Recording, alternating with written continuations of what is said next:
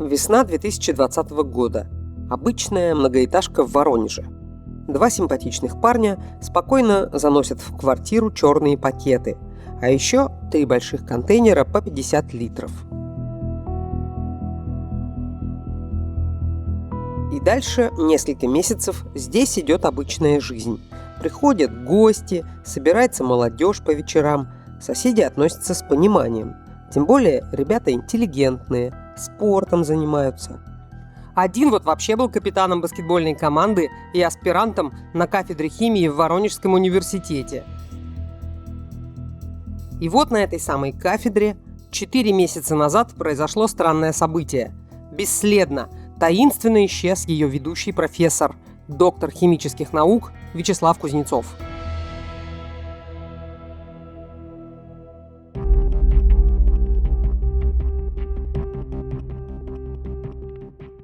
Как он пропал?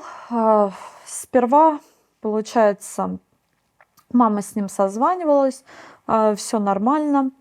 Это было 4 число вечером. А потом мама мне звонит и говорит: Оль, так и так, не берет Слава трубку. Саша к нему приходил, Саша это друг, они должны были вместе идти на работу. Вот, и говорит: странно, тишина, на звонки не отвечает, дома нет. Это было 4 марта. Жил профессор один на 1 этаже вот этого дома. О своих планах он всегда сообщал родным. Из самых близких – сестра Таня и ее дети Оля и Сережа. Для Оли профессор еще и крестный папа. У Татьяны и брата была традиция. Каждый вечер они обязательно созванивались. Я всегда ему звонила после времени, после новостей. Он всегда все новости приходил с работы, смотрел. Я ему вечером позвонила. Как дела?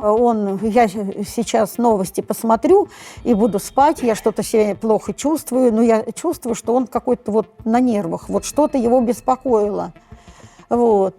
И он говорит: Тань, давай, говорит, завтра созвонимся. Я говорю: хорошо. И он мне в конце сказал, говорит: а то ко мне звонят. Звонок в дверь. Я говорю: хорошо, созвонимся завтра. Завтра – это 5 марта. С утра профессор на звонки уже не отвечал, на работе не появлялся, и это было очень странно. Для Вячеслава Кузнецова работа – это главное. Он ученый с мировым именем. Кузнецов и его коллеги – авторы проекта с необычным названием «Твердая вода». Мы продолжаем выпуск. Помочь фермерам и сельским хозяйствам справиться с засухой способно изобретение воронежских ученых. Они разработали специальные капсулы, которые надолго удерживают влагу в земле. Аналогов этой технологии в мире нет. Разноцветные гранулы в этих пробирках в патенте на изобретение названы инновационной системой сохранения влаги в почве. Или по-другому – твердой водой. Количество поглощенной воды со временем будет увеличиваться. При этом макроструктура всей этой гранулы сохраняется. Сохраняется она в течение 7-10 лет. Коллега и старинный друг профессора Александр позвонил его сестре, сказал, что Вячеслав исчез. И Татьяна поехала домой к брату.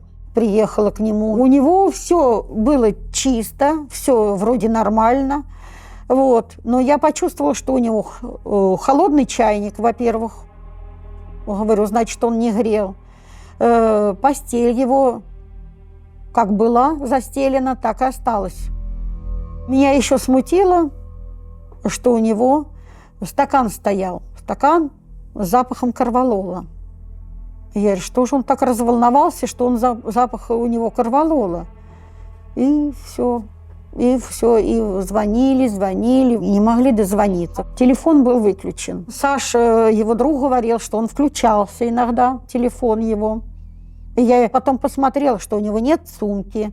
Говорю, вроде как на работу ушел, но на работе-то он не появлялся. Нет паспорта, нет там кошелек, у него карточки, все. У него ничего нет, никаких нет документов, у него он все забрал с собой.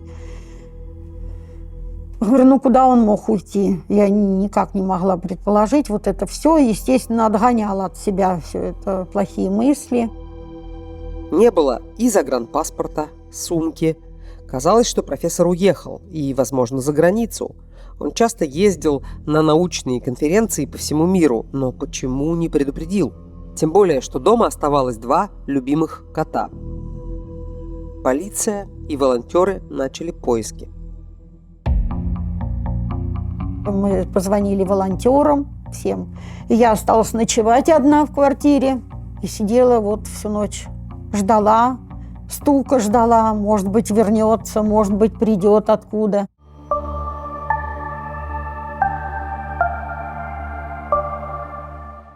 Во время погружения в эту историю у меня все время возникали параллели с разными фильмами, сериалами. Казалось, что участники этих событий просто насмотрелись каких-то детективов, триллеров и просто решили все повторить.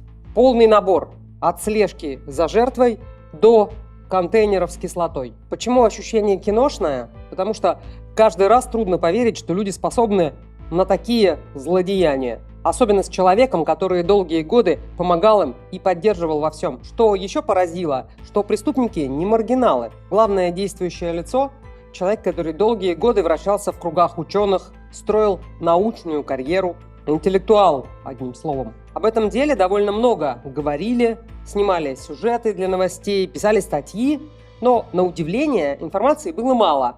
И кроме того, много домыслов. Журналист нашего канала Светлана Багриевич поговорила с коллегами профессора Кузнецова и с его самыми близкими людьми. И когда мы узнали все детали, история поразила еще больше. Итак, смотрите дальше эту историю. Вот сестра профессора приходит к нему домой, но его там нет. Что-то еще пропало из квартиры? Было что-то еще странное вот на тот момент? Ну, я у него посмотрела в шкафу, у него немножко беспорядок был. Потому что я до этого приезжала к нему, я ему гладила рубашки, я ему гладила вещи, у него было все хорошо. Вот. А это вот все перевернуто. Татьяна знала, что где-то там, в шкафу, брат хранил наличность, и не маленькую – 700 тысяч рублей. Я посмотрела, я деньги эти не нашла. Я знала в шкафу, точно не знала где, я все проверила, ничего нет. Как-то не верилось в срочную таинственную командировку, тем более, что здоровье ученого в последнее время вообще не очень располагало к поездкам. Кузнецов только недавно вышел из больницы после серьезной операции. Мысли были такие, что где-то плохо стало. Мало ли, в университет пошел, мог и в обморок упасть, и все что угодно, потому что сахар скакал у него к тому же. Человек там болен диабетом, то есть ему могло и плохо стать. А вдруг что-нибудь случилось, мало ли что, вот так вот кто-нибудь стукнул по голове, вдруг кто-нибудь напал или еще что, ни с того ни с сего. Он же еще был очень слаб после операции. Какие у вас еще были версии, что могло случиться? Какие мысли были? Я сначала подумала на китайцев, может быть. Говорю, вроде с китайцем дружил. А что с китайцами? С китайцами он работал вместе с университетом. У них вообще совместная с Китаем фирма была. Китайцы были как их партнеры, да и вместе они работали. То есть крестный ездил туда, в Китай. Вот, они сюда приезжали, какие-то конференции были. Все было нормально. Единственное, что он начал названивать ему очень даже часто. И звонит, и звонит. Я тоже спросила у Славы, что случилось. Говорю, он говорит, это китаец. Коллега по работе, он, говорит, предложил какую-то работу там денежную. И все. И вот он ему много раз названивал, он нервничал. Говорит, я ему не буду отвечать, потому что я не собираюсь, говорит, вот дальше продолжать с ним работу. В этом совместном с китайцами научном центре профессор был одним из руководителей, но китайские коллеги понятия не имели, куда исчез Кузнецов. Они с этим не связаны, и они, конечно же, не могли предполагать, что пусть и невольно, но они все-таки сыграли свою роль в исчезновении ученого. Поиски продолжались. А совсем рядом был человек, который точно знал, где сейчас доктор химических наук.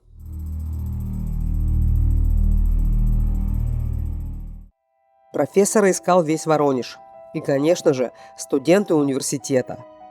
Про таких ученых обычно пафосно, но очень точно говорят. Он полностью посвятил себя науке и преподаванию. Не было своей семьи, детей, только работа, студенты и близкие родственники. Вот. Много у него всяких наград, дипломов. Награждается золотой медалью за разработку твердой воды. Так, брат вот написал мой книгу «Учебник Воронежского государственного университета». Вышла книга его, поздравляли его. Он жил университетом, он не мог без работы, он весь в работе был. К нему как-то стремились студенты, они очень любили его. Вот такой доброй души человек был. Можно открытку зачитать? Здесь его поздравляли студенты. И самому лучшему преподавателю в мире, самому замечательному, самому доброму, самому отзывчивому человеку, с которым всегда интересно. Вообще по натуре такой эмпатичный человек был, и все, мне кажется, через себя пропускал, и вот как-то даже кайфовал от этих моментов, когда людям помогал. Сам был настолько довольный, как будто это вот прям напрямую его касалось, как будто это его какая-то проблема была, которую он решил. То есть вот так он проникался к людям.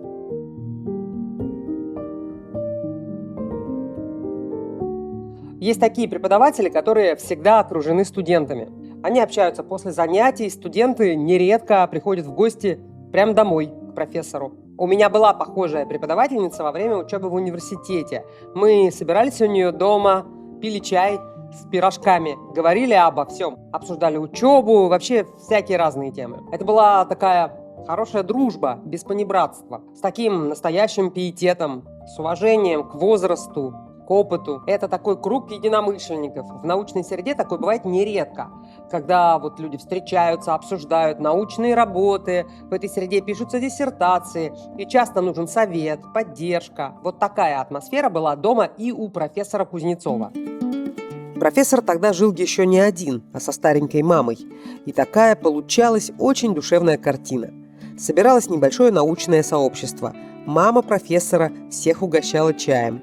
Аспиранты, студенты и ученый обсуждали научные работы, идеи новых проектов. Среди постоянных гостей был 33-летний Дмитрий Быковский. Я знаю, что он ему помогал. Быковский всегда приходил и просил его что-то сделать. Раза 2-3, наверное, сталкивалась. Он при мне приходил, чай сидели, они там пили, разговаривали, общались об университете, о делах университетских, о работе. Но он к нему приходил, да, была какая-то работа, вот как раз-таки он со своей флешкой там приходил, то есть что-то он там готовился, и крестный, возможно, какие-то моменты ему просто подсказывал. Они были знакомы к моменту событий лет 10. Сначала Быковский был студентом, потом аспирантом. Когда у меня мама жила со Славой, вот, и мы с мамой созванивались, она говорит, ну вот опять Дима приходил, он очень ей нравился. У меня старенькая, она же не лезла, она сказала, говорит,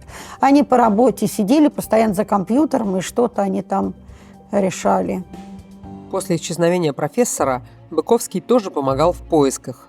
Выкладывал объявления в свои социальные сети, расклеивал ориентировки.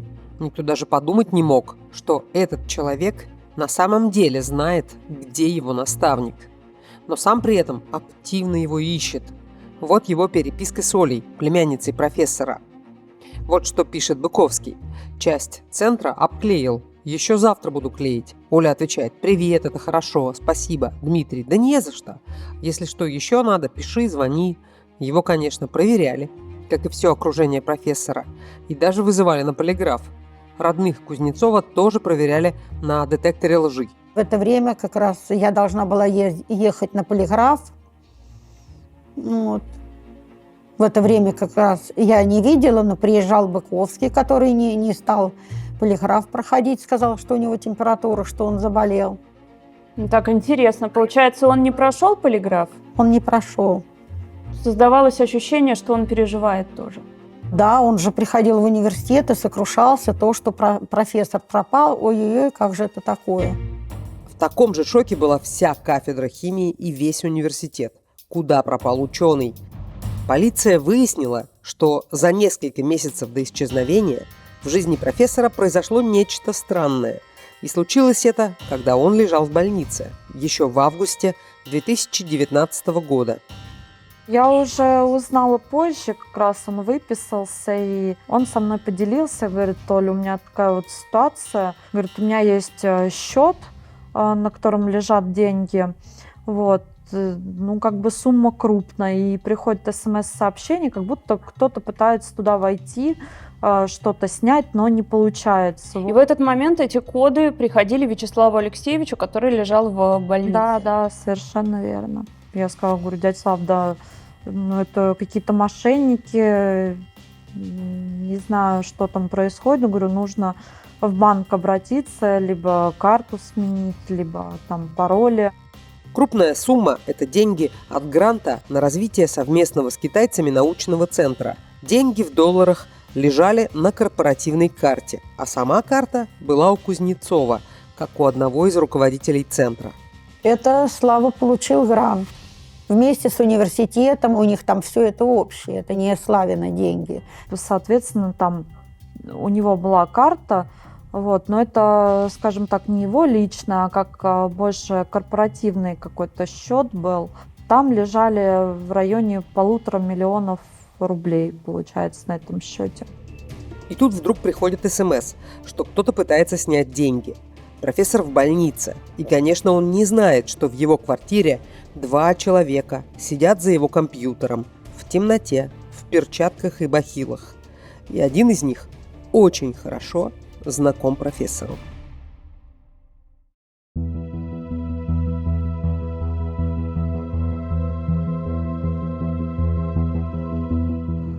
Март 2020 года. Профессора продолжают искать. Проходит месяц, 2, 3. Родные не теряют надежды, что он жив. Может быть, он лишился памяти или его похитили. Однажды Татьяна видела подозрительного человека. Я же каждый день приезжала, квартиру проверяла. Я однажды приехала, хотела просмотреть почту, я не нашла ключик. Взяла нож, спустилась, хотела открыть. Кто-то заходит в подъезд в капюшончике. А у меня почему-то вот прям как сердце подсказывало, вот что-то заколотилось. И я стою такая с ножом, вот, он капюшон сильнее натянул и пошел вверх. Побежал, оглядываясь, и побежал. Я сразу закрыла дверь и посмотрела потом в окно, он быстро назад выбежал и побежал. У меня аж сердце упало, вот что-то вот такое. Говорю, вдруг его где держат, вдруг удерживают, мало ли что. Говорю, зачем? Ну вот мы со следователем созванивались, я все рассказывала ему. Были даже такие версии, что ученый, возможно, на секретном задании уехал тайно в Китай создавать вакцину от коронавируса. Это, напомню, происходило в 2020 году. Уже была объявлена пандемия. Версия, конечно, необычная, но в любом случае было точно известно, что профессор пределы страны не покидал. И вот 4 месяца спустя после исчезновения Оле позвонили. Следователь позвонил Славиному другу, сказал, сам не стал говорить. Вот, и Славин друг позвонил Оле. Вот. Я сразу поняла, просто в доме убирала. Вот, и Оля выбежала с телефоном. Я сразу поняла, что что-то случилось.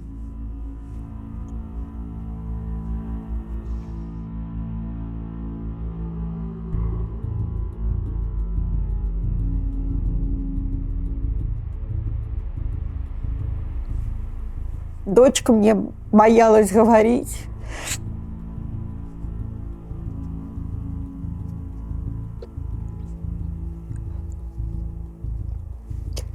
Что с ним стало, что остались одни фрагменты, голова как пластилин.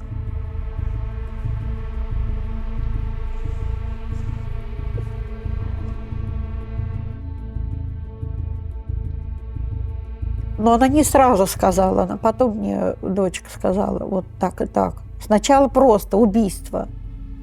Убили Славу. А потом вот она постепенно мне сказала, когда я уже здесь напилась таблеток успокоительных. Тело 57-летнего Вячеслава Кузнецова нашли на балконе вот этой многоэтажки. в этих контейнерах.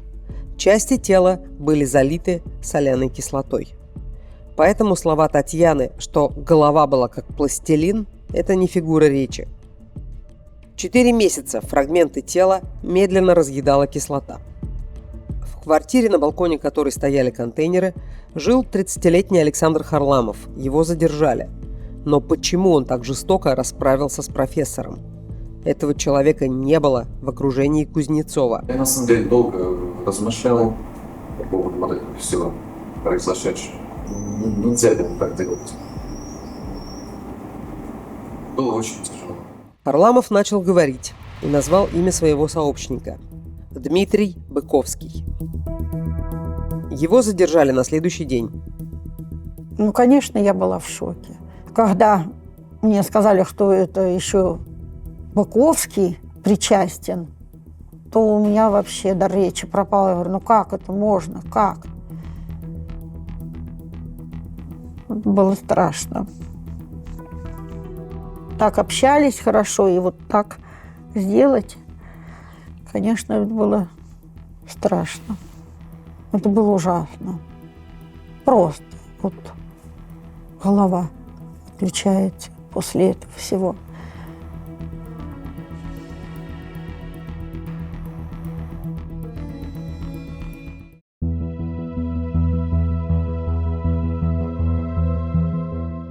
Когда стали известны все детали преступления, то всех поразило, каким хитроумным, жестоким и даже каким-то киношным или даже сериальным выглядел план этих молодых людей.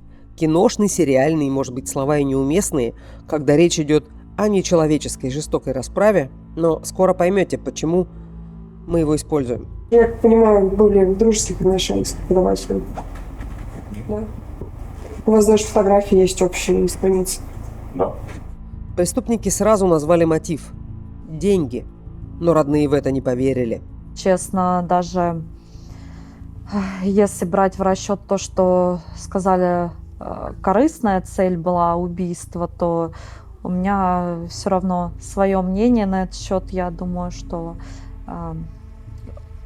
именно в отношении Быковского скорее там какие-то были обиды и зависть, может быть. Я не думала до такой степени, что это такой коварный человек, если еще назвать можно человеком, и хитрый очень. Оказалось, что незадолго до событий дружеские и рабочие отношения профессора и Быковского испортились. Расскажем чуть подробнее про Дмитрия. Все, что удалось узнать. Он родом из Воронежа, из обычной, приличной семьи. Он был студентом химфака. Потом учился в аспирантуре, но кандидатскую так и не защитил. Как рассказывали нам люди, которые хорошо знали Дмитрия, у него были амбиции, но он при этом ничего не мог доводить до конца. Вот он вроде бы пишет научную работу, но результата так и нет. Эту работу никто не увидел. На момент совершения преступления Дмитрий уже не был аспирантом, но продолжал приходить в университет, общаться. Вообще Дмитрий был человек обаятельный. Дамы называли его «Солнышко». И не только из-за цвета волос, а вообще такое приятное впечатление он производил. Дмитрий доброжелательный, общительный, с располагающей улыбкой. Так вот, он мог заходить в лаборатории, в том числе и к профессору Кузнецову, под тем предлогом, что ему нужно проводить опыты для диссертации. То есть у него был доступ к ключам лаборатории, и однажды разразился скандал. Появилась информация, что Дмитрий по ночам изготавливает в лаборатории запрещенные вещества. Эта новость просто ошеломила Кузнецова. Кстати, после этого он как раз и попал в больницу. Возможно, огромный стресс стал триггером для болезни. Разлад, я тоже не знала об этом с начала разладе, пока вот Слава заболел, у него стал очень болеть сильно желудок. Вот, он вызывал скорую, и Оля к нему приезжала, ночью приезжала, когда скорая, он очень сильно болел желудок. Вот, и потом он положили в больницу делать операцию. Вот, он пролежал месяц, я с ним была весь месяц. Приходили студенты, и одна студентка говорит, просто это было при мне: Вячеслав Алексеевич, к вам хочет прийти Быковский. Он говорит, я его не хочу видеть, все. Ну и все, пусть не приходит. А почему? Почему не хочет? Я говорю: Слава, почему не захотел Быковского видеть? Он говорит: нет, не спрашивай, я его не хочу видеть. Я слышала телефонный разговор, то, что из университета звонили, что-то там про ключи. И Слава сказал: поменяйте ключи в кабинете, обязательно поменяйте. Говорит: вот пока меня не было, пока я лежал месяц в больнице, Быковский там какими-то делами нехорошими, наверное, занимался. Говорит, это нужно обязательно, вот сказал своим коллегам, чтобы они поменяли замки, чтобы Быковский не смог проникнуть туда. Но это был конфликт, опять же, по слухам, то есть как бы на 100% я об этом не могу говорить, но вроде как Быковский варил на кафедре, вот, но утверждать я это не могу, как бы, но, в общем, внутри университета был конфликт, и тогда декан сказал, чтобы поменяли все замки. Ну, по слухам, потом вроде как его попросили из университета Быковского, ну, видимо, прижали его. Так и не было подтверждения, что Быковский нарушал закон, синтезируя по ночам в лаборатории запрещенные вещества. До полиции эта история не дошла. Но бывший аспирант больше в университете не появлялся. Замки в лаборатории поменяли. Но никто не знал, что у Дмитрия есть ключи от квартиры профессора, хотя сам Кузнецов никогда их ему и не давал. Ключи стали первым шагом в хитроумном плане преступников. Подготовка началась еще за полгода до жестокого убийства. И подпишитесь на наш телеграм-канал. Он называется «Погребишская без сахара», и туда приходят все наши герои или их близкие и рассказывают о том, какие у них новости. Имейте в виду две вещи. Первое. Переходите строго по ссылке в описании к этому видео, а не по поиску. Иначе вы можете напороться на мошенников. И второе. В нашем телеграм-канале около 400 тысяч подписчиков. Так что не перепутайте.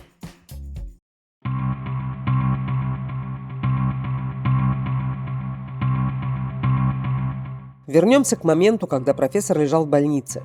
Сентябрь 2019 года. Ночью на телефон Вячеслава вдруг начали приходить сообщения с кодами от банка. Кто-то пытался снять деньги с его карт, с личных и с корпоративной. А вот что в этот момент происходило в его квартире. 2 человека в бахилах и перчатках ключом спокойно открыли дверь и зашли в квартиру. Быковский и Харламов. Свет они не включали. Возможно, у них были фонарики. Им был нужен компьютер профессора. Это вот компьютер моего дяди Вячеслава Алексеевича Кузнецова, как раз-таки с него они проделали все операции относительно банков, то есть заходили. Сперва у них не вышло, потому что не было телефона и подтверждения. СМС-сообщение нужно было. А что происходило до этого вторжения и почему Быковский пришел в квартиру с Харламовым? Они познакомились на баскетбольной площадке. Вы помните, что Быковский увлекался этим видом спорта и был даже капитаном команды университета. А кто такой Александр Харламов? Он довольно смышленый айтишник. И, как окажется дальше, с хакерскими навыками. Но с работой как-то у него не складывалось. И ему часто приходилось занимать деньги у Быковского. И постепенно долг стал вполне приличным – 670 тысяч рублей.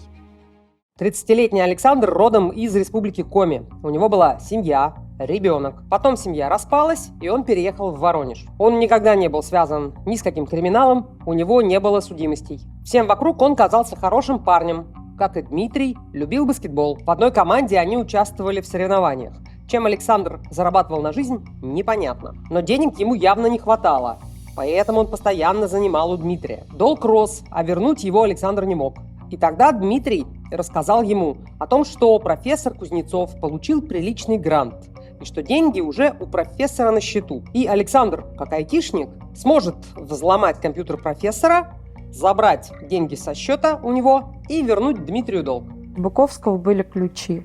Думаю, что он сделал дубликат когда-то себе, потому что ключи у него всегда в ящике стола лежали, запасные, потому что, все-таки из тех людей, кому он доверял ключи, Быковского в этом списке не было. И приходил, он сам открывал, получается, с Харламовым.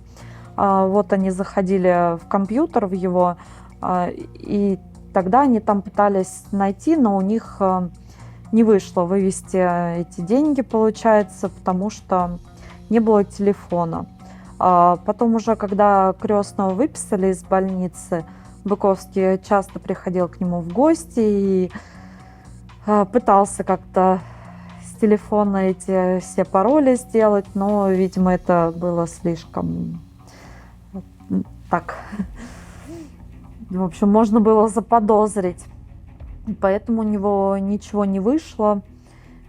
И как бы отложили этот момент. После неприятного случая с тайной работой Быковского в лаборатории постепенно профессор простил Дмитрия. Может быть, стало жалко, потому что все от него отвернулись. Дядя Слава. Главное его качество – это доброта и, опять же, открытость. То есть от него никогда никакого подвоха не ожидаешь. Не было таких каких-то моментов, кого он мог бы там подставить или еще там что-то. Всегда только вот как на помощь прийти. Это да. В моей голове не укладывается, как можно человека ради денег лишить жизни. Какие бы там ни были вообще деньги. То есть, не понимаю. И столько лет, когда знаешь человека, и вот так с ним расправиться, то есть для меня это вообще дикость просто.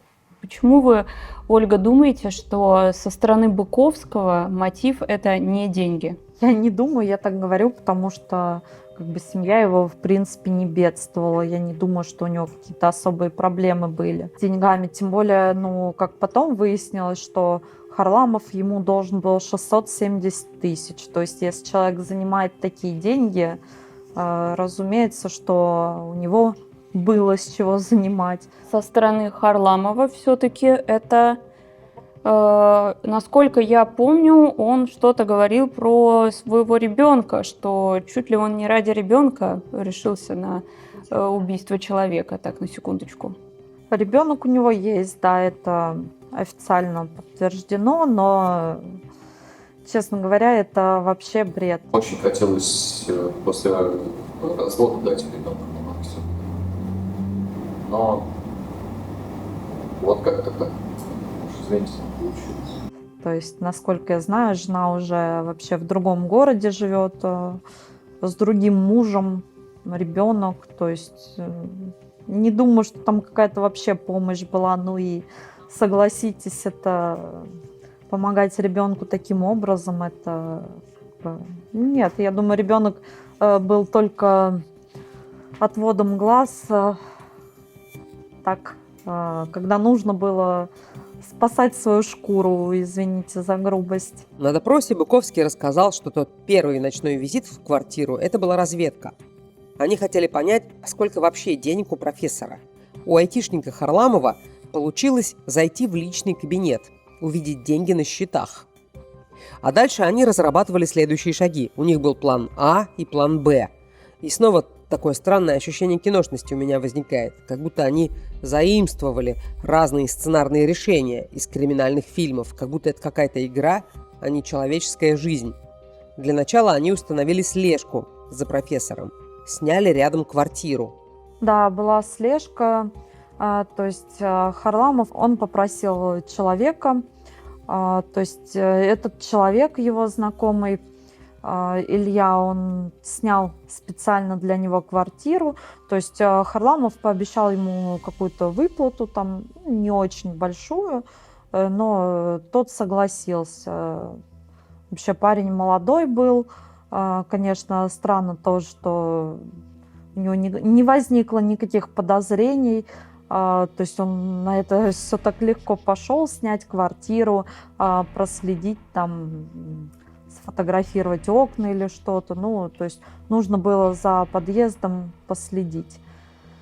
Вот, и он на это согласился. Была слежка. И, в принципе, и сам Харламов тоже прослеживал. Они сказали, что они очень долго готовились.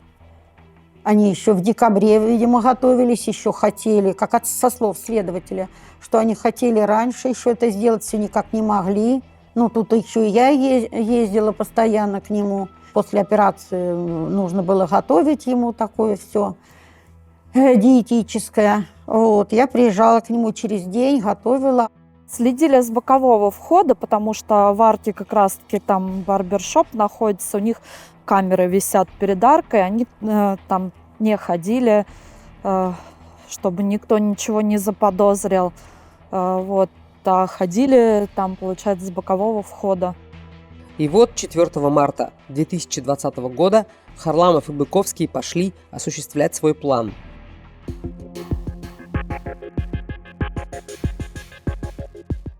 Был 9 час вечера. Вячеслав Кузнецов поговорил с сестрой. Собирался, как вы помните, посмотреть программу «Время» и лечь спать. И тут звонок в дверь. Возможно, он посмотрел в глазок, увидел Быковского и спокойно открыл ему дверь. Вот это как раз тот самый дом, это его подъезд. Вот 2 окошка, кухня, комната. Вот, и получается, как раз окно было приоткрыто. Решеток на тот момент уже не было. Они посмотрели, что он один дома, зашли. Это кадры следственных действий с Быковским. Вот он показывает, как они зашли в подъезд. Квартиру можете указать? Да, вот окна в квартире входит.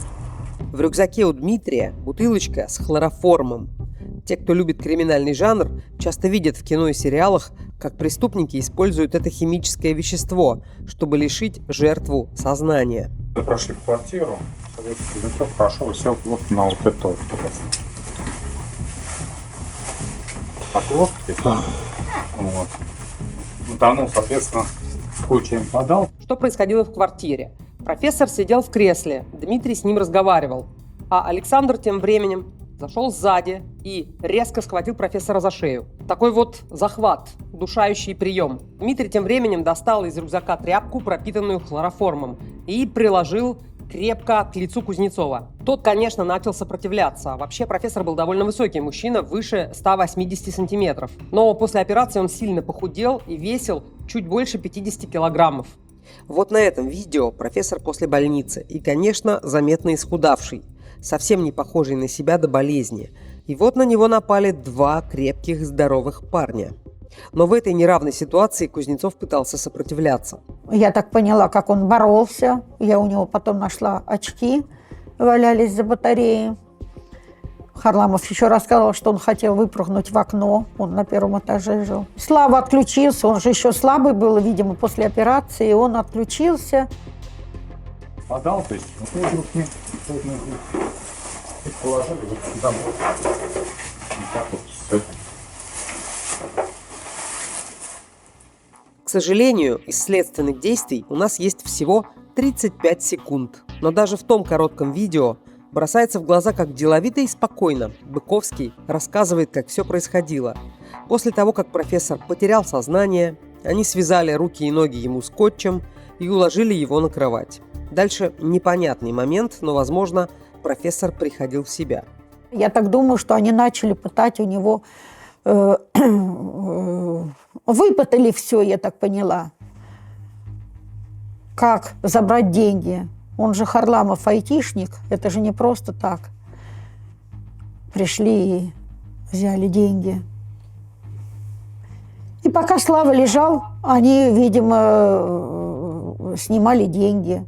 Им нужно было что получить от профессора? Ну, наверное, код или что-то, я не знаю. Пароли, коды, да, чтобы вывести деньги. Коды, да, они что-то вот выпытывали, так, наверное, из него. Я так думаю, что они, наверное, помучили его. Быковский и Харламов на допросе рассказали, что они примотали скотчем тряпку с хлороформом к рту профессора, чтобы он не пришел в себя.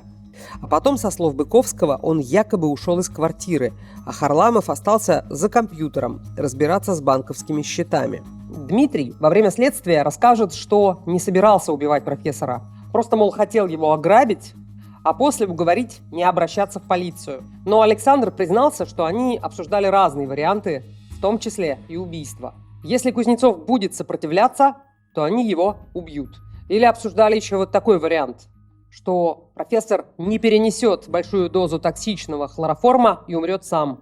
И они заранее продумали, как избавиться от тела. И вот Дмитрий ушел, а Александр остался в квартире. Где-то после часа ночи он позвонил Дмитрию и сказал, что профессор не подает признаков жизни. И Дмитрий через пару часов вернулся в квартиру. Они собрали документы, нашли в шкафу наличные и забрали банковские карты. А дальше надо было тело профессора перенести в соседний дом, в ту самую квартиру, которую они арендовали для слежки. Было уже где-то 5 утра. А как им удалось вот так вот перенести тело из одной квартиры в другую, чтобы их никто не заметил и никому не показалось это подозрительным? Честно, я до сих пор не понимаю, как это возможно. Ну, как они сказали, да, мы его повели под руки, мол, как пьяного, но опять же у человека там скотчем были руки, ноги завязаны. Я не понимаю, как они его вели и почему в этот момент так карты сложились, что никто ничего вообще не видел и не знал. Не знаю. Получается, с этого дома они как раз его вели ночью, когда никого не было. Это уже даже под утро было. Вот. То есть двор общий этих домов, и они как раз его завели, как они выразились, как пьяного несли. Вот. И зашли в этот подъезд как раз-таки, в этот дом. А возможно, когда они шли по двору, Вячеслав Кузнецов еще был жив. Отходя от воздействия хлороформа, человек вполне может выглядеть как пьяный. Может быть, им надо было еще что-то выведать у профессора. Но это предположение. Почему появляются разные предположения? Потому что указаны две вероятные причины смерти.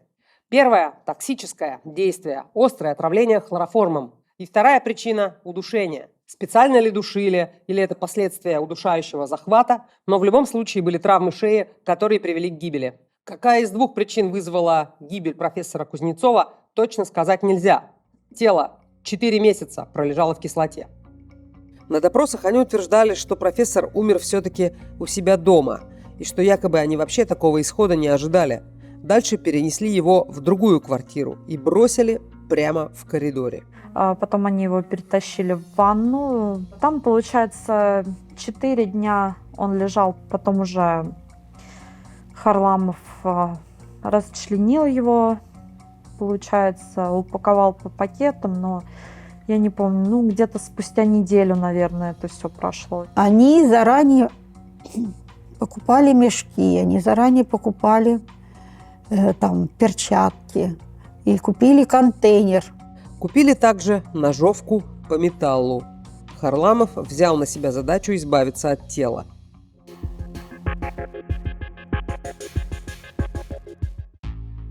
Делал Харламов все это в ванной и упаковывал в черные мешки для мусора.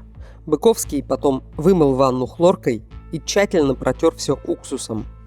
Дальше пакеты решили перевезти в еще одну, уже 3-ю квартиру, где жил Харламов. Дом находился в другой части города. Вообще Воронеж разделен на 2 части рекой. И местные обычно говорят: я живу на левом берегу или на правом. Они в пакетах все это перевозили? Да. Обычные черные плотные пакеты для мусора. Как они везли с одного берега на другой, получается? Да, вообще, ну, как бы указывалось, что на такси перевозили, но и как следователь говорил, что и на маршрутках даже везли. То есть в рюкзаках просто, ну, даже не представляю, как это возможно. И на обычной маршрутке? Да. Какое-то запредельное хладнокровие. Спокойно сесть в маршрутку с рюкзаком и ехать среди людей, зная, что лежит там внутри. Причем перевезли они пакеты в рюкзаках не за 1 раз, а в 3 приема. В квартире Харламова уже были контейнеры и емкости с соляной кислотой. Все это принес Быковский. До конца осталось непонятно, откуда он взял кислоту. По одной из версий, он незаметно в небольших количествах выносил ее из лаборатории в университете. Мог делать это по ночам. Оказалось, что его отец работал в охране университета. А когда он выкрал такое количество кислоты из университета, это известно? Нет, к сожалению, я не знаю, как это у него получилось. Ну, опять, я допускаю такую мысль, что когда папа в охране сидит, нет ничего невозможного. В материалах дела было написано, что кислоту Быковский доставил в квартиру еще в январе. за 2 месяца до преступления. Все поместилось в 2 50-литровых контейнера. Разлили кислоту по контейнерам и хранили там, на балконе. 4 месяца хранили. Даже они сами, оперативники, не ожидали, что они найдут там сразу то, что они нашли. Мы не чувствовали ни запаха. Если вот считать, что он с марта лежит. Они надеялись, что все там растворится,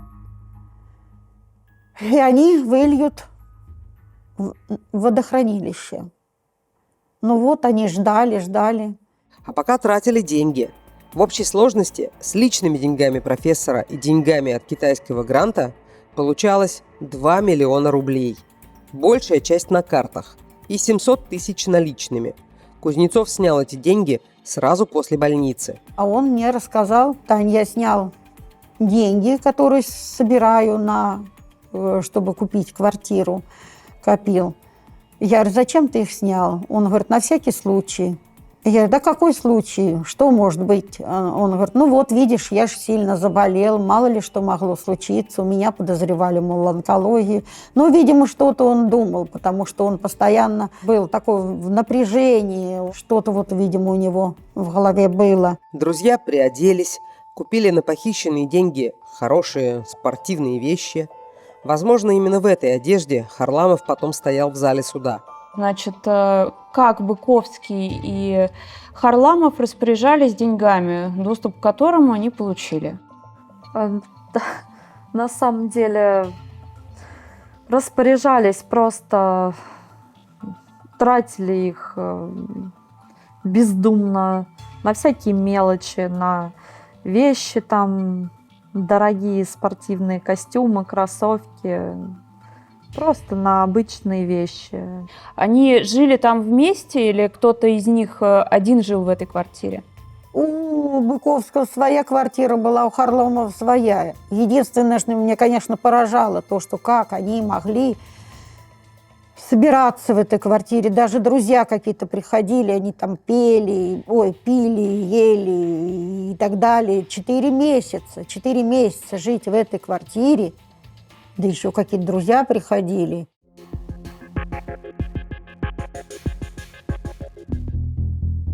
Но как полицейским удалось вычислить преступников? Что-то осталось тайной следствия. Но вот что известно. Они снимали деньги в банкоматах, но, видимо, скрывая лица. И по камерам их нельзя было вычислить. Возможно, следователи ждали, пока преступники оставят свой цифровой след. Но следователь говорил, что ищем. Они еще позвонят. Он не появлялся, нигде никаких слухов не было. Я говорю: нет, ничего такого. Вот мы ищем. Потом вот уже, наверное, месяца через 2 он говорил: какая-то зацепка. Но мы не можем пока рассказать вам об этом. Вот так. Была какая-то надежда, наверное, когда услышали про то, что есть зацепка. Да, конечно. Я и дома постоянно сидела, и в монастырь ездили, и молилась. Какие-то стуки, мне кажется, вот Слава пришел, вдруг он откуда-то, вдруг мало ли от кого прячется. Да все возможно. Поражает, конечно, абсолютное спокойствие преступников, абсолютно циничное. Была, например, такая ситуация. Квартиру, на балконе которой стояли контейнеры, Александр арендовал. Однажды пришла хозяйка, заглянула на балкон. Там стоят контейнеры. Какая выдержка у Александра. Ну, стоят и стоят. А потом квартиру вообще продали. И новые хозяева разрешили Александру продолжать в ней жить. В общем, люди в квартиру приходили, уходили, квартиру продавали, покупали, а контейнеры с кислотой, в которых лежало тело профессора, продолжали стоять на балконе. И Александр спокойно себе рядом с ними жил. Друзей гораздо больше волновали деньги. Сначала решили поделить их поровну. Напомню, там было 2 миллиона без малого. Потом все-таки большую часть денег взял Александр. Все-таки он сделал большую часть работы, и это он избавлялся от тела. А потом, как современные продвинутые ребята, они решили купить биткоины с помощью посредника. И вот тут-то и появился цифровой след карт профессора. Полиция вышла на посредника. И тот уже вывел их на Александра. Полиция нагрянула домой к преступникам в арендованную квартиру. А там на балконе контейнеры.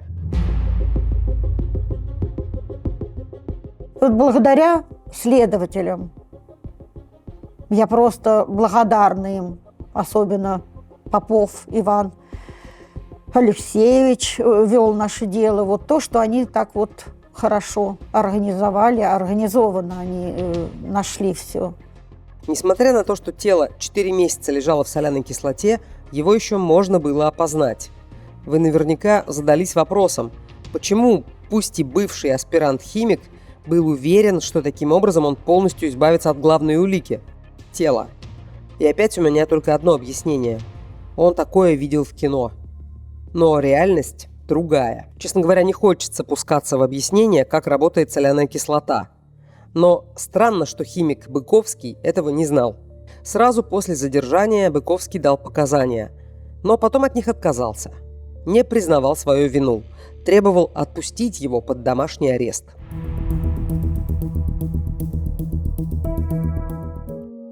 В семье Кузнецовых было 3 детей. Старший сын, потом Вячеслав и Татьяна, самая младшая.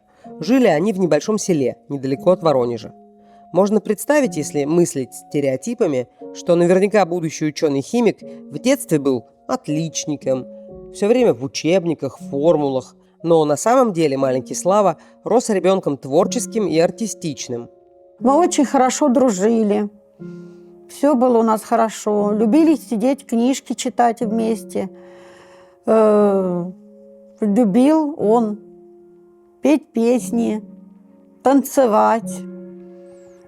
Концерты мы устраивали родителям с ним. Ходил на всякие конкурсы, на танцы он ходил. Он очень любил там танцевать. Ну, такой жизнерадостный очень был. Вот, ну, очень хотел поступить в Воронеж, учиться. Вот он и сидел за книжками. Вот его комната. Здесь он постоянно занимался, он читал книги, он увлекался биологией, химией, английским языком, он просто глотал книги. Он любил английский язык очень, он любил биологию, он любил химию. Он, когда учился там, он приезжал, мы же живем в селе, он учился там и приезжал, нам показывал, нам с подружками показывал разные танцы, разную последнюю моду показывал, что в городе, как одеваются. Вот. А потом мы эти танцы демонстрировали с подружками на танцах у себя в сельском клубе. Татьяна вышла замуж, родила детей, а у Вячеслава все время уходило на науку. Хотя у него была подруга, с которой складывались вроде бы серьезные отношения. И она хотела, чтобы они вместе переехали в Москву. Звала его в Москву, она там квартиру купила и жила там. Звала, но он не хотел уходить со своей работы очень. К нему постоянно приходили люди, студенты, он всем помогал. Он сказал, что я весь в работе. Ну, и вот с ней не получились. Они постоянно созванивались, они до последнего беседовали. Так вот и остался один. Мне не до этого. Так получилось. Друзей много, он ездил, путешествовал, он ездил по работе. В Москве ему предлагали работать в университете, он тоже туда не поехал. Он ездил в Сербию, в Китай, в Германию, везде побывал. И везде у него друзья. В Германию, я так понимаю, его тоже звали работать? В Германии, да, ему тоже предлагали. Ну, любил свою работу, он никуда не хотел уходить. Говорит, меня звали, меня туда зовут, но я не хочу. А вообще крестный с каждой командировки подарки привозил всегда. Вот есть такой платок, бусы, вообще много чего всегда дарил. То есть с пустыми руками никогда не приезжал. Потом мама перешла к нему жить, он взял с собой маму. Вот. Но она уже была старенькая, он за ней ухаживал. Он ее там лечил, делал уколы. Придет с работы и кричит: «Мамулечка моя, как ты?» очень любил маму.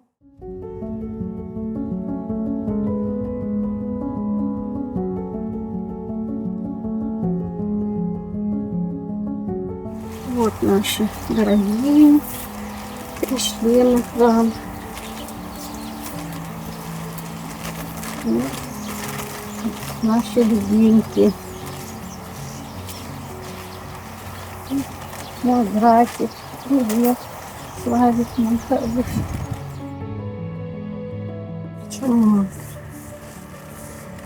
Умничка.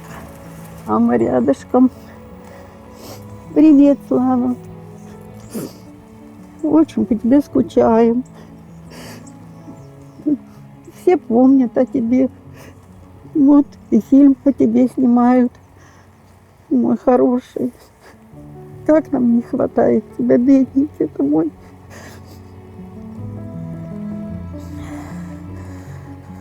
Дорогой мой. И мама умерла в 17-м году. И Слава остался один, да, он жил один. Слава, когда мама умерла, тоже очень переживал, прям очень переживал, он очень маму любил.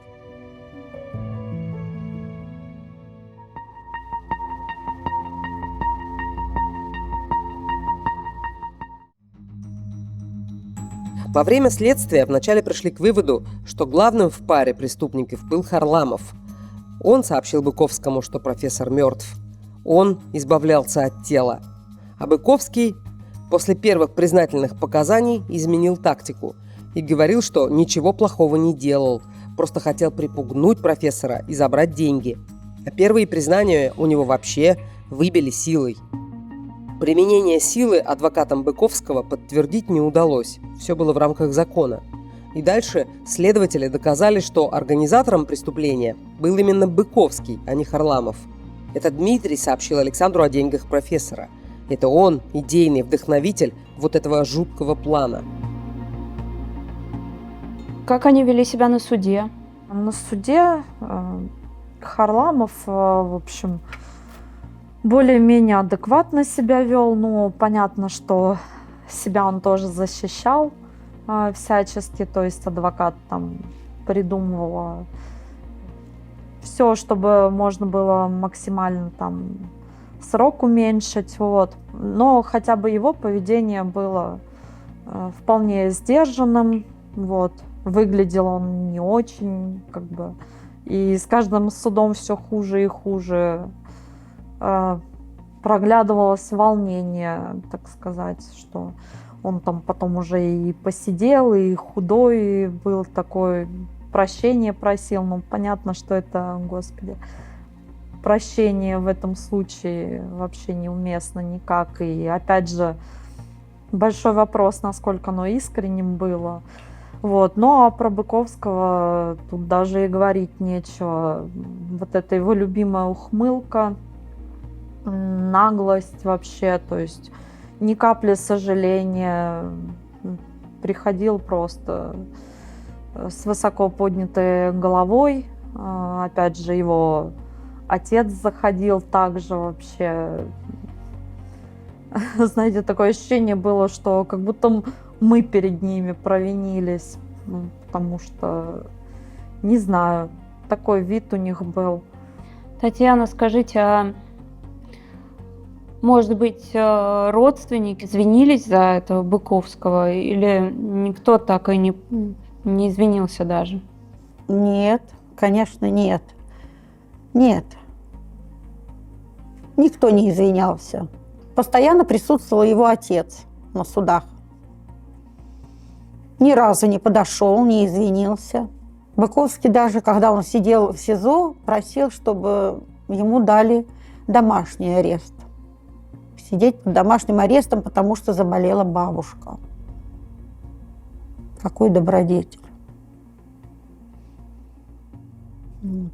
Ну и потом он всякие жалобы писал, что он невиновен. Он всегда говорил, что он невиновен. Хотя он знал Славу, Харламов не знал. Быковский насмехался там в каких-то моментах, когда судья зачитывал. Плюс ко всему он там, ну, понятно, что свою шкуру пытался спасти, это отдельный вопрос. И плюс ко всему, он пытался там всех и вся обвинить. То есть потом были жалобы на судью, что там какие-то неправильно его судили, на следователей, на оперов, вообще на всех жаловался. А как вы считаете, зачем вот такое количество жалоб? Чтобы что? То есть очевидно, что его вина доказана, и что ему, наверное, выгоднее было бы как раз-таки попросить прощения. Я думаю, в силу своего характера, во-первых, он вот это все было, наверное, как-то больше издевательски над людьми, что вот вы мне сделали плохо, я вам тоже хоть напоследок, да, устрою жизнь такую нелегкую, так сказать. Вот отвратительно он себя вел, просто отвратительно. Он приходил с папочкой как начальник, с документами, он постоянно писал какие-то жалобы с поднятой вверх физиономией. Тот нет, тот поникший был, Харламов, а этот нет. И только и знал, что мы плохо питаемся, к нам плохо относятся. Харламов, он попросил прощения. Этот нет, он только сидел, ухмылялся. Ухмылялся? Ухмылялся, да. Татьяна, а что вы чувствовали в тот момент, когда вы сидели на суде и, к сожалению, видели эту ухмылку? Конечно, ненависть к ним. Меня все трясло, я плакала, и я не знала. А когда еще он сказал, что их там плохо кормят, мне так хотелось подойти и стукнуть. Я как-то вскочила, что-то там сказать не разрешали. Конечно же, их охраняли, нельзя не подходить, ничего. И я говорила, как не стыдно вообще говорить. Слава, значит, ничего не хотел, ни жить не хотел, ни есть не хотел. А того плохо кормят, он захотел хорошо покушать. Мерзко было, конечно. Злость такая внутри сидела. Просто хотелось, понятно, там на суде не разрешали не выкрикивать, там, не вставать, ничего делать. Хотя прям очень хотелось, такая злоба была, не знаю, подойти в рожу, плюнуть ему, не знаю, что угодно, злость сильно была. Перед приговором подсудимые выступили с последним словом. Харламов сказал, что раскаивается и осознает. А Быковский продолжал до конца отрицать свою вину. Вот цитата из его последнего слова. «Просто хочу, чтобы вы отнеслись со всей ответственностью к данному вопросу и руководствовались законом так, как он написан, а не так, как хочется его читать. Все, спасибо». Вот так и сказал «все, спасибо», как будто деловито заканчивал выступление на научной конференции. Быковского приговорили к 21 году лишения свободы в колонии строгого режима, Харламова к 20 годам. Потом они писали жалобу апелляционную в суд, ему скостили Быковскому на 1 год и выплатить по 1 миллиону денег. В приговоре несколько тяжелых статей и слова про корыстные цели, но есть вещи, которые просто нельзя оценить в годах лишения свободы. Суд их просто не оценивает. Например, человеческое предательство. За него никакой срок не дают. Но мы не суд, мы обычные люди. И нам, конечно, разбираясь в этой истории, хотелось понять, как же Быковский совершил такое с человеком, который столько лет его поддерживал, и, конечно, не ждал от него никакого ни предательства, ни вероломства. Один из друзей профессора, с которым мы беседовали, предположил, что Дмитрий не только синтезировал в лаборатории запрещенные вещества, но сам их использовал и, может быть, продавал. И ему поэтому нужны были деньги. А тут полный крах его тайного предприятия. Но это лишь гипотеза. А в целом, кстати, это не важно. Понятно, что Дмитрий не бедствовал. Да и, собственно, из денег профессора ему досталось где-то 500 000. Мы размышляли всей редакцией, как вообще такое можно совершить. И пришли к выводу, что есть, к сожалению, на свете люди, которые ни перед чем не останавливаются, если им это нужно, если есть выгода. Еще они уверены, что любое действие сойдет им с рук. Такие циничные люди. Если один план не сработал, а второй план стал убийством, то можно спокойно раздавить человека, как мешающее насекомое, ради собственной выгоды. Даже если это друг, даже если это доверяющий тебе человек, неважно. Просто он мешает, значит, можно его раздавить, избавиться. И поверить, что ничего за это не будет. Такие люди обычно никогда не признают своей ответственности. Это обстоятельства так сложились. Это просто так получилось. Нет, это не я-то хороший. Просто вот так вышло. И это должно сойти мне с рук. Ведь мне просто было нужно добраться до денег, например. И нам, поверьте, никогда не понять логики таких людей.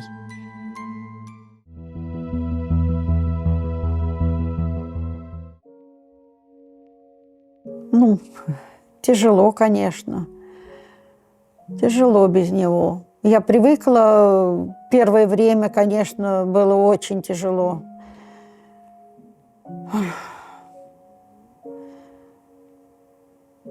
Чувствуется, как будто как живой.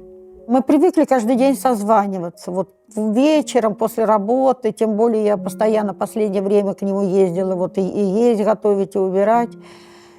И это было прям совсем тяжело. В квартиру тяжело было заходить, все его вещи. Сидела, плакала. Была же еще эксгумация. Почему она потребовалась? Мне позвонил следователь и сказал, что нужно обязательно провести эксгумацию. Я, естественно, была в шоке. Говорю, а если я не соглашусь? Он говорит, ну это нужно. Так получилось, что когда приехали в морг за Славой, то положили контейнеры с его частями в гроб, хотя не должны этого делать, потому что следствие велось, и это вещественное доказательство, это улики, вот, вещдоки. Это было очень тяжело. Все это заново раскапывали могилу. Вот. Раскопали могилу, вытащили все эти контейнеры и заново закопали. Бедненький Слава, мне просто было не по себе все это смотреть. Тяжело было. Мало того, что его искали 4 месяца, его еще не сразу отдавали из морга. И он, бедный, мучился. Не могли, думали, никак предать земле. И вот, наконец-то, мы обрадовались, что хотя бы предали земле, что его душа спокойна. И вот получилось так, что мне позвонили и сказали, что нужно обязательно делать эксгумацию. Ну вот, его раскопали, могилу, вытащили эти вещдоки, все они забрали в полицию, в следственный комитет.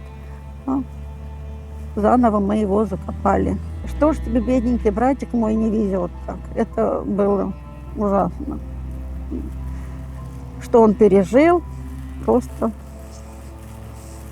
невозможно.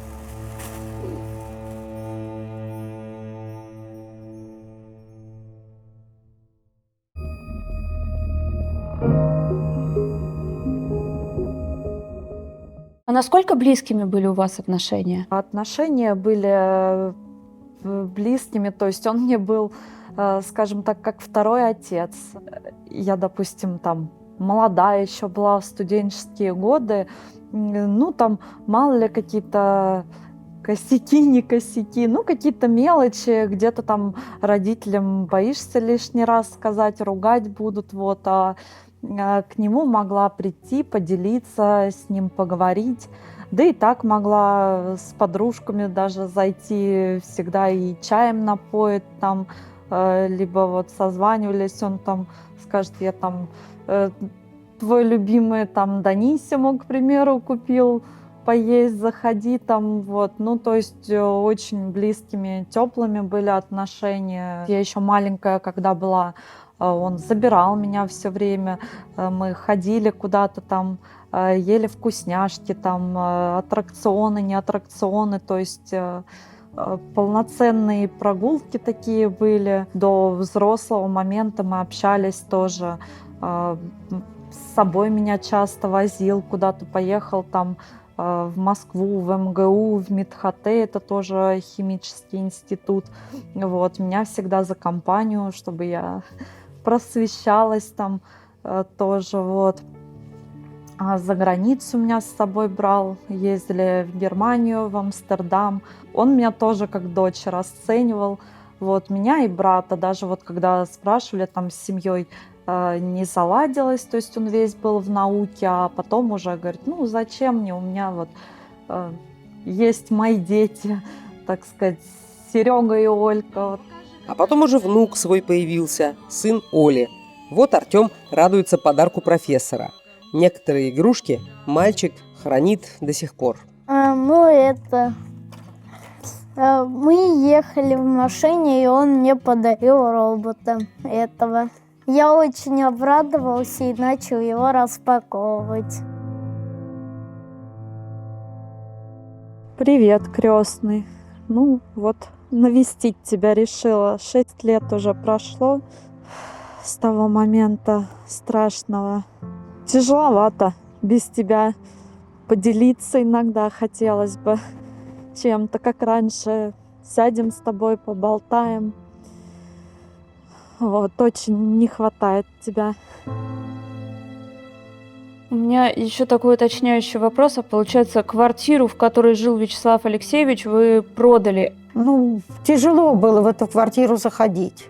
Очень тяжело. И придешь, и все эти мысли, и тем более после всего этого, что сделаешь, и что у тебя в голове постоянно будут вот мысли, то, что здесь Славу, твоего же родного брата, твою кровиночку, вот так вот сделали с ним. И жить в этой квартире, естественно, никто бы не стал.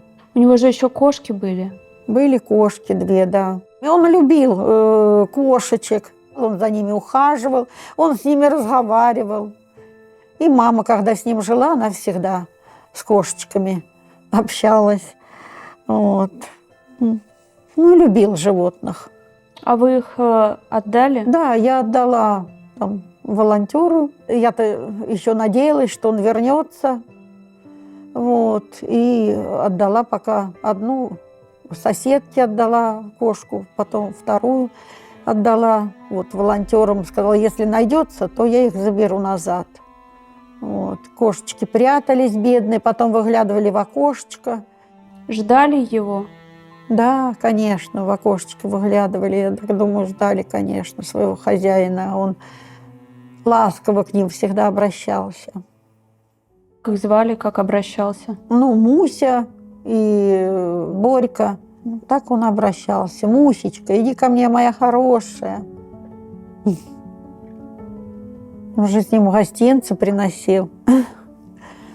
Покупал им вкусняшки. Когда месяцы спустя стало понятно, что хозяин уже не вернется, его любимые коты привыкли к новым владельцам и к новым местам. Им там было очень хорошо. И Татьяна решила не менять их уже налаженную жизнь. Он всегда улыбался. Вот. Ждал меня всегда, когда я приеду. До сих пор он у меня в глазах вот улыбчивый, всегда нас ждет. Любил приезжать сюда, съесть жареные картошечки и солененьких огурчиков съесть. Любил в деревню приехать, погостить. Вот. Но долго никогда не был, всегда спешил. Мне нужно на работу, мне нужно сидеть за компьютером, я так не могу. Такой человек. Просто нужно было видеть человека, его настолько открытый смех. Это было настолько вот от души, и какие-то, которые казались на тот момент проблемой. Сейчас я понимаю, что это все ерунда была, вот, мелочи просто жизни, вот. Ну, он так посмеется, да, все решим, всегда, вот даже у него жест этот был, рукой махнет, мол, все нормально, все хорошо. Вот, и просто, не знаю, в одном взгляде уже понимаешь, что у тебя рядом надежное плечо, все становилось на свои места. Почему для вас важно, чтобы мы рассказали про Вячеслава Алексеевича? Важно то, что... Ну, что важно? Что важно то, что он хороший человек был. Просто не верится, что его больше нет. Вот 6 лет прошло, невозможно в это поверить, и невозможно вот все это прокрутить в голове, все это. Очень жалко, очень тяжело. Души, человек очень хороший. Планы были большие. Мне важно, чтобы о нем помнили там люди, кто его знает, и те, кто не знает, чтобы посмотрели опять, какая его жизнь была, насколько ценный был человек, вот, и как трагически погиб.